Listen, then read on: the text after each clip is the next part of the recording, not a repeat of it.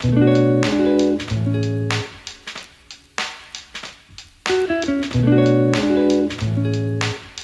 y'all, my name is Ai.Ling and I'm here with the Down Market, and today we're doing a limited series on community matters.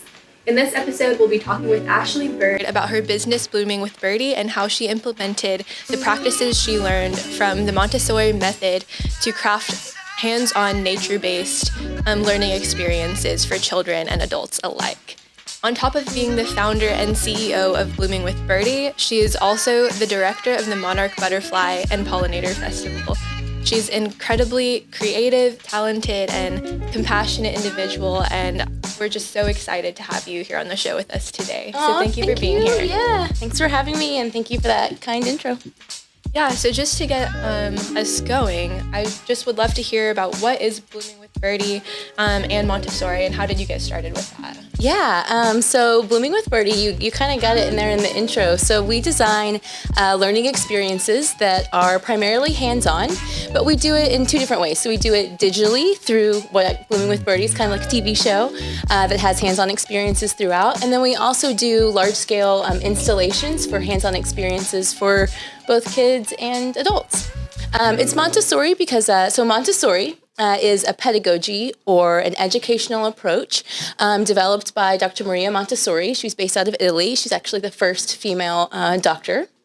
And she, through observation, learned that children learn best when provided with hands-on or concrete or physical materials that they can use to develop and learn a concept to move into abstraction or in our minds.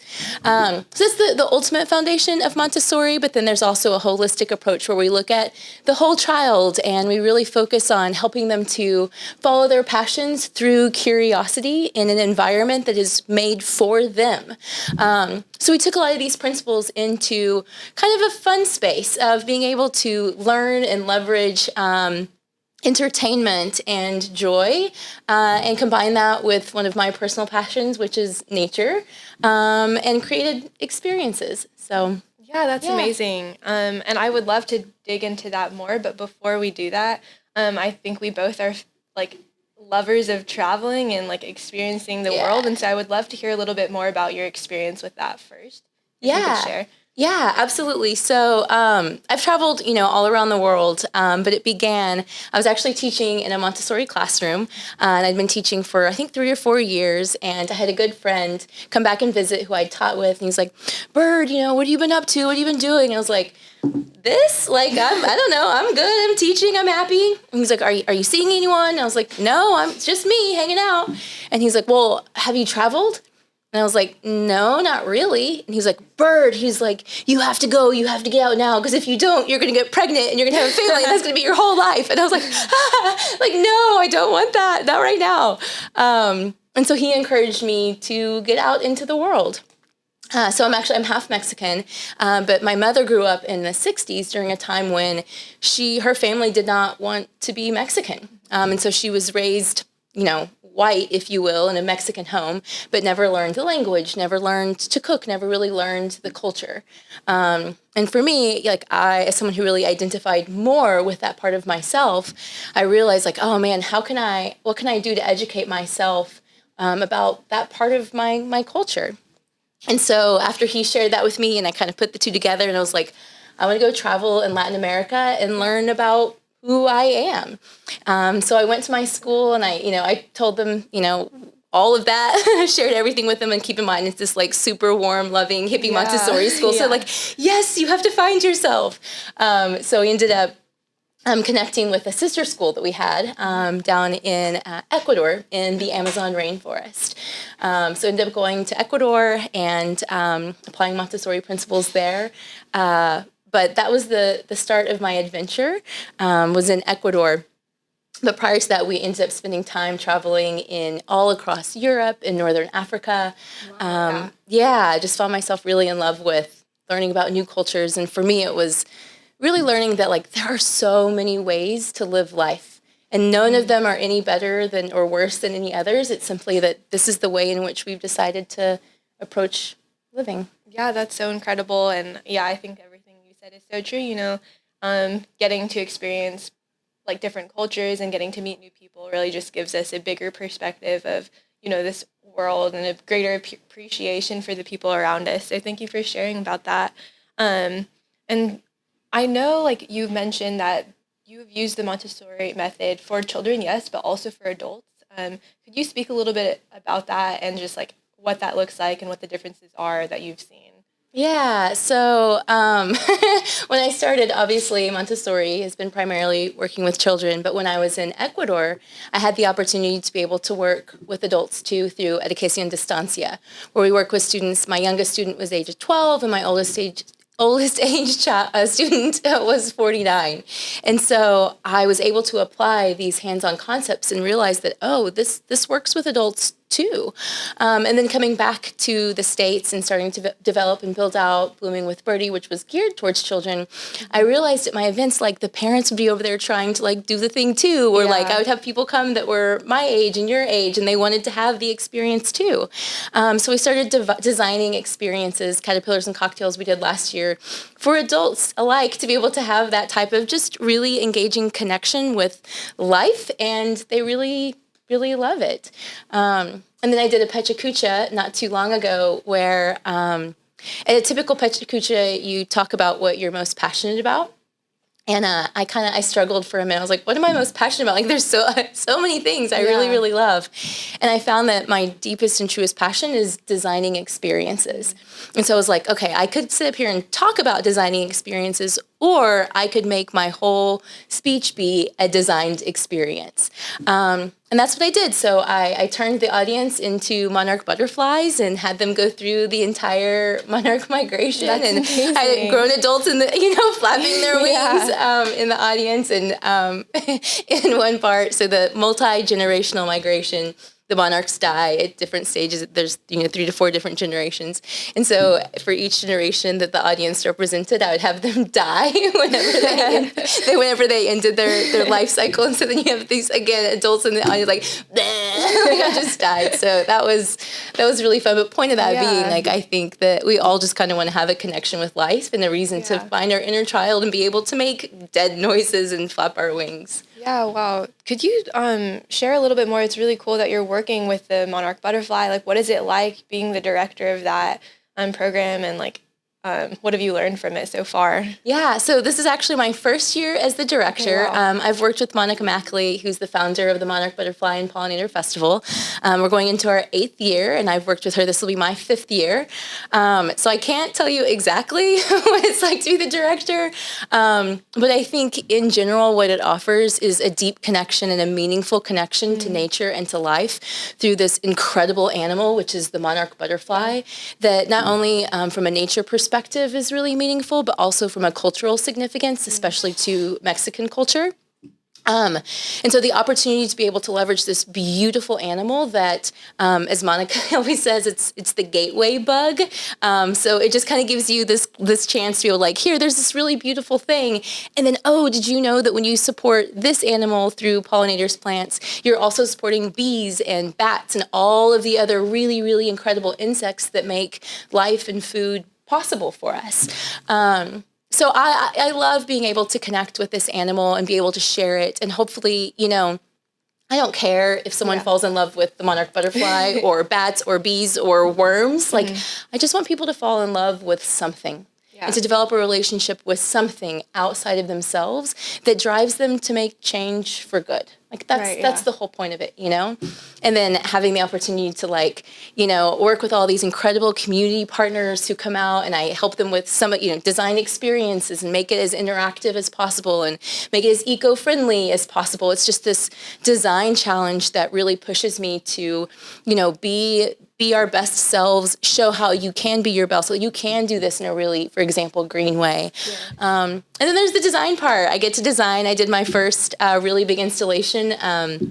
Created the Monarch Migration Obstacle Course, where kids turned into kids. There were adults that did it too. They put on butterfly wings and they did the migration, and they physically, traveled, and they lived and died 3 or 4 times, and then they overcame obstacles on the way back from Canada to Mexico by, I had adults throwing pretend hail balls at them and going water sprinklers, like all sorts of fun stuff. But all those design parts and challenges is just where I feel so met. I feel so living and working at my edge, which I think is what we're all looking for. Yeah, I love that. I love that you're able to kind of implement like what you've been learning and growing in with the Montessori method, even in your work at the Monarch Butterfly. Like everything is just so connected, and that's really, really awesome to see. But now diving in a little bit to Blooming with Birdie, could you speak a little bit about the impact that Blooming with Birdie has had on its users? Like, and what have you seen? That's been, so I've actually, Blooming with Birdie has grown with our first cohort in order to support their needs. I have she's become a really good friend through Blooming with Birdie. So she started with a caterpillar condo, which a caterpillar condo is basically like a pop-up mesh kit. And you get a milkweed plant, which is the host plant for a monarch butterfly. And you get a couple caterpillars. And then I give you all the education to support you through all the stages of metamorphosis. And you get to observe your little caterpillars like eat and then grow. And then they go into the chrysalis. And then you like watch it do nothing for 10 days. And then it emerges and you watch it hang there. And then you tag it as part of a citizen science project. And then you watch it, you set it free. And because of the citizen science project, there's a chance that you could find out if it makes it to Mexico or not, which is absolutely incredible. That is incredible. But just observing the whole incredible transformation is in of itself like transformational. And like I said, I had this woman that I met. She did the whole thing with her and her daughter, and she calls me after the first. She's like, "I need like 5 more." I was like, "What?" I was like, "Well, the season's over. Like it only happens in the fall." She's like, "Well, I need to give one to my sister and to my mom and my mother-in-law." And I was just like, "Oh my gosh!" Wow. So then I was like, "Well, we'll do it again next year." So we do it again next year, and she does. She comes back and she buys all things. She's like, "Well, and now I know I planted milkweed, but what else do I need to plant? How do I start my pollinator garden?" And I was like, that's the next step. And so then partnered with Rainbow Gardens and we created a pollinator garden kit to be able to support amazing. Like what those next steps are. But like I said, I think for her, the monarch butterfly worked, but like the whole goal is just to connect with something that drives you so you can develop compassion and make change, like whether it's planting a pollinator garden or like whatever you do, but you're doing something then to connect with something outside of yourself. Yeah, that's really, really sweet. So what have you seen like in the children that you've worked with, and just how they kind of learn and begin to adapt, those feelings of empathy and kindness and compassion? Yeah, for sure. So I think the hardest part about moving from, I worked in the classroom for years and had that direct connection with children. And now I'm applying everything that I learned through a digital format, through videos. And I think, the hardest part about that is that I don't get to get that firsthand feedback. I get it through the parents, or I get it through them coming back and returning to another event and like, I loved what we did last time. What are we doing this time? But I have had quite a few parents. They're like, my kid, we were walking downtown and we saw a milkweed and they went and pointed out and they tried looking for they were looking for their caterpillar, their monarch. But they start to recognize that like you've referred to a couple of times, so the interconnectedness of life and that they are a part of it. And through observation, they can see it and they can engage with it, which again, that's all we're trying to do, right? Yeah. Like just find that connection between themselves and life. Yeah, that's beautiful. And so like, as you've been working and, just like learning more about like how to effectively, like teach kids about like these different like values, what have you learned and like what are ways that you've grown through this? And could you speak a little bit more to like growth mindset and also like teaching that to children? Yeah, absolutely. I think like the most enjoyable part of what I'm doing right now is I get to detach from being an adult and becoming a child. So in the design process, I worked with Jael from the Down Market on the Be Social, and I drove him crazy because I'm like, no, Jael, there's going to be small children. There can be no trash on the ground because they're going to be on the ground. And no, Jael, I can't have regular size tables. I have to have little tables because they are little and we don't have those little tables. Well, then I need step stools, like creating and looking at things through the lens of the child. It just provides, just like it's, you can connect with another animal and have that experience of becoming a monarch butterfly, to know what that life life is like and how to support them, going and being able to transform into a child and what would interest them and what would then engage them, I think is just an incredible exercise in deep compassion and empathy for that experience. And I think as far as, working with children, especially as, we're under a mental health crisis, providing them with a means to be able to connect with another thing and exercise compassion and empathy, I hope that, right, is a lifelong skill for them that will overflow into not only animals, but to human beings and other connections that will, again, just drive them to make change.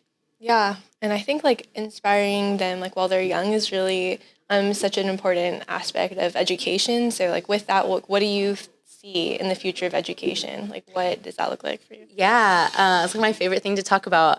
So interestingly, I love nature, but I am also a huge tech nerd. I am so inspired by augmented reality and virtual reality, and just the unlimited potential of what we can create and where we can literally go. So, when I look at, for example, the monarch butterfly, yes, I think that the obstacle course is amazing and I'm so proud of it and yay. But the opportunity to be able to put them into an environment where they're actually flying over the United States and through rivers and mountains and being able to have that complete immersive experience, how could you not become something else and then not be driven to support it, to understand why it needs what it needs? Yeah. I think that deep empathy and compassion that can be created is just, literally blows my mind. And that, I've worked on a couple augmented reality projects, and I think the newest research, which there's very little, shows that levels of engagement are significantly higher when we're working with augmented reality and virtual reality. And we don't know yet if that's because it is just that it's novel and it's new, will that wear off? Or is it quite literally just a better way for us to learn? And I do think, I want to be really clear too, there is also research that shows, children at the youngest age can't tell the difference between augmented reality, virtual reality, and reality. And so I think that it's going to be really, really important for us to be really mindful of how and when we use those tools. But I think so long as, technology is a tool. Technology in this case is a tool for learning. Yeah, absolutely. And I think as long as we implement them mindfully, that it could have long-lasting, really positive impacts on the future of our children and education. Yeah, absolutely. So are you trying to implement that in Blooming with Birdie? And what's your future big dream with what Blooming with Birdie will look like in the future? Absolutely. So at the Bee Social, we implemented augmented reality, where the children they became a bee and they lived out the life of a bee through augmented reality. It was a really cool concept. I mean, between you and me and all the people listening, whoever's listening here, it was kind of a flop from an educator's perspective because there was just a design. I was I didn't take into consideration that they can't see it, so they have to just use their imaginations. They don't see it until the video. So all that to say that we are in that experimental phase and learned a lot from doing it. But they were able to have access to a tool that they wouldn't normally have in their lives. So the next program that we're working on right now, I'm working with Cecile Parrish, scientist Cecile, one of our characters. We're doing a bee series and we're working with a local company that does augmented reality to where we'll be able to implement augmented reality in the videos themselves. And then they'll have a free downloadable tool to be able to have a cube to be able to use augmented reality to supplement their learning of, the animals and things like that. And then in the series itself, we're introducing a new character that represents represents AI, so that there's another character that holds the source of information, which I think that's what it's there for. It's there to support us.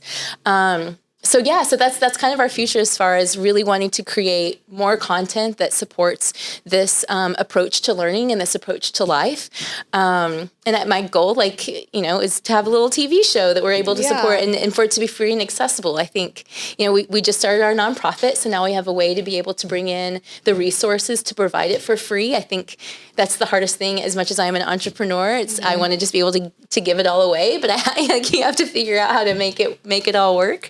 So being able to do that, and then my dream is to be able to, fulfill all of my all of my loves and be able to travel and do installations that just again connect kids and people and humans with nature and the world around them. Yeah, that's awesome. It seems like you have a lot of big ideas, and you love people, and I just love that you have such a heart for people that are of all ages. And so just one last question. If, like, the everyday person wanted to make an impact, like, what are small things that we can do or habits that we can do every day to, like, pave the way for a better future? Yeah, I mean, I think that when I consider, like, the purpose of Montessori, the purpose of education, and the life that we live, that finding your passion and expressing your truest self is all that you can really do, right? And I think that in following our curiosity, like my curiosity was piqued by being outdoors and by the butterfly, and by following that, we will find our passion. Like, we will find what we can do to be able to have the greatest impact on the world around us, And so I think every person simply following their curiosity, whatever it may be, will lead us in the passion to having, or lead us in the direction to a more passionate society and compassionate society. Yeah. Yeah, thank you so much. And I want to say that if anybody wants to hear more about Ashley Bird and just hear more about Blooming with Birdie, you're more than welcome to check her out on her website at www.bloomingwithbirdie.com. And do you have any socials that you want to share? Yeah, so I have Blooming with Birdie, obviously, and then mine, I also have my personal one, which is justa.bird, justa.bird. Awesome. Well, thank you so much again, and we look forward to speaking with you again soon. Awesome. Thank you. Yeah. Wow, you did great. Thanks. Yeah.